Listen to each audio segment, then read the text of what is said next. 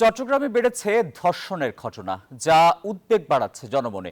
শুধু চট্টগ্রাম মেডিকেলে ভর্তির পরিসংখ্যান বলছে, গত এক বছরে ধর্ষণের শিকার হয়ে ভর্তি হয়েছেন 414 জন।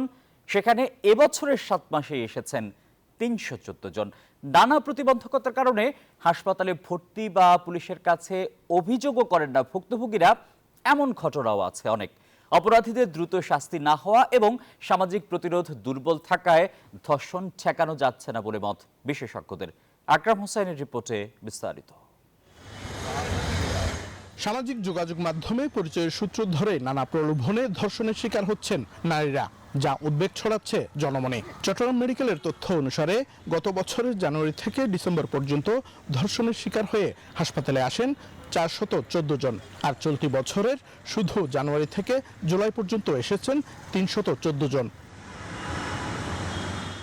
চট্টগ্রামে কলেজ ছাত্রীর সাথে সামাজিক যোগাযোগ মাধ্যমে পরিচয় দীপঙ্কর নাথ নামে এই যুবকের। চাকরি দেওয়ার কথা বলে রাঙ্গামাটির আসাম বস্তিতে নিয়ে গিয়ে জোরপূর্বক ধর্ষণের অভিযোগ তার বিরুদ্ধে।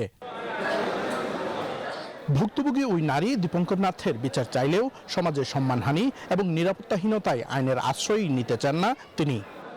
আমার একটাই দাবি, বান্ডেল থাকলে প্রতি সেনমানিতে টাকা বাঁচবে। বিকাশ সেনমানি বান্ডেল কিনে জিতুন প্রতি লেনদেনে। সেটা হচ্ছে ওকে যাতে ধরে একটা শাস্তি দেওয়া, যাতে ও এরকম অন্য কারো কোনো মেয়ের সাথে করার সুযোগ না পায় বা সাহস না পায়। ভুক্তভোগী অভিযোগ না করলে নিজ থেকে ব্যবস্থা নেয়ার আইনি সুযোগ নেই বলে জানিয়েছে পুলিশ। নারী নির্যাতনের কোনো ঘটনা ঘটলে সেটা পুলিশের নলেজে কেউ দিলে এবং এই ব্যাপারে সহায়তা চাইতে যদি ভিকটিম অথবা তার পরিবারের কেউ আসে বা তার পরিচিত, পুলিশ এ ব্যাপারে মামলা নিতে বাধ্য। ধর্ষণ রোধে সামাজিক যোগাযোগ মাধ্যমগুলোর নিয়ন্ত্রণ এবং নজরদারি বাড়ানোর দাবি এই মানবাধিকার কর্মীর। সোশ্যাল মিডিয়ার এই জায়গাটা যদি একটা নিয়ন্ত্রণ, বন্ধ আমি না বললেও নিয়ন্ত্রণ যদি না করে, তাহলে আমাদের মেয়েদের বাঁচানো। কিশোরী মেয়েরা শুধু গরিব না তো, স্কুল ছাত্রীরা, কলেজের ছাত্রীরা, তারা ধর্ষিত হচ্ছে, ধর্ষিত হয়ে কেউ আত্মহত্যা করছে, কেউ মানবতার জীবনযাপন করতেছে।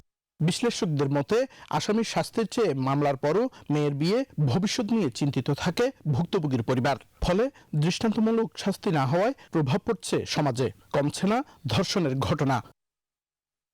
আকরাম হোসাইন, নিউজ 24, চট্টগ্রাম।